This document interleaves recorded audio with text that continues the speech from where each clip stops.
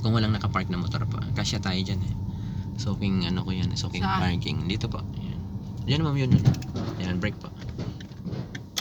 Ayan, brakean yung konti po. Brakean yung konti ma'am. Dito po. Sa gitna ng traktora nito at saka ng itong bus na to. Papasok kayo dyan ma'am. Yung parking ng subdivision, di ba? Yung mga park doon sa Lisandra, puro pa ganyan, di ba? Puro pa ganyan, kagaya ng traktora na yan. Papasok tayo sa gitna nilang dalawa ma'am. Ang gagawin nyo po, tatabi ka doon kay traktora.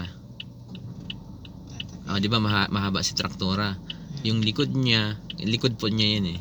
At saka likod natin dapat po pantay.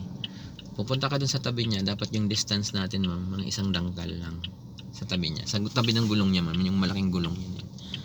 Okay lang ma'am, naka-hazard po yan. Hinazard ko siya kasi may tricycle sa likod eh. Umalis na si kuya. Yan, ganyan lang ma'am. Yan, breakan niyo pa konti. Basta yung likod natin ma'am dito pantay. Sa likod niya na yan. Yan, lingonin niyo pa. Breakan niyo pa. Alalayan niyo naman ng brake ma'am. Tingnan niyo yung likod ma'am. Tingin mo. Pantay o pantay? Siguro. Pantay na ba? Paano malalaman? Lilingunin nyo po yan pag ganyan. Dapat ma'am nakikita mo dyan sa maliit na bintana. Or pwede din dito mama. Ito sa mirror pwede rin.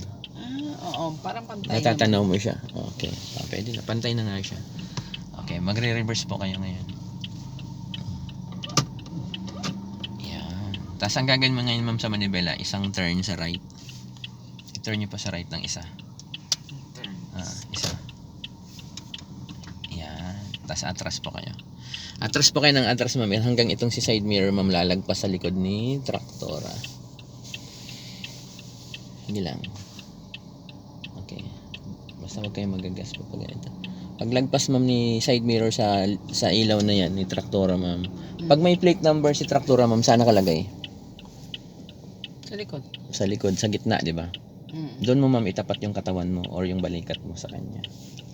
Atras pa kayo kasi hindi pa tayo yung may ganyan mo na bakal kung may plate number yan dyan nakalagay yan eh. So itapat nyo po yung katawan nyo dun sa gitna, ayun sa lagay ng plaka. Pag tumapat na yan, stop na po yan, ganyan.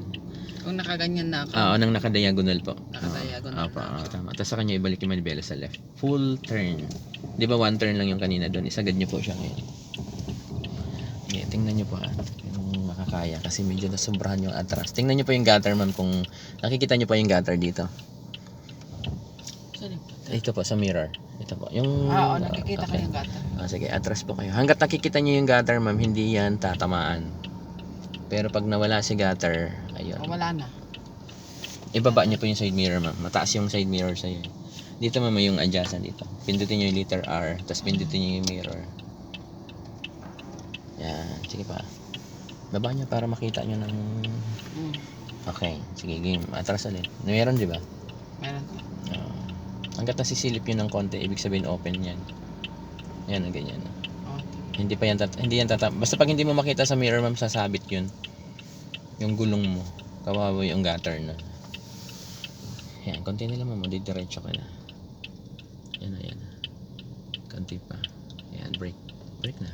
Ayan na, strike na siya. Strike mo yung manibela. Dalawa lang. Ayan, ganyan. So, naka-park. Okay na po. Brake po kayo. Park mo na. Ayan.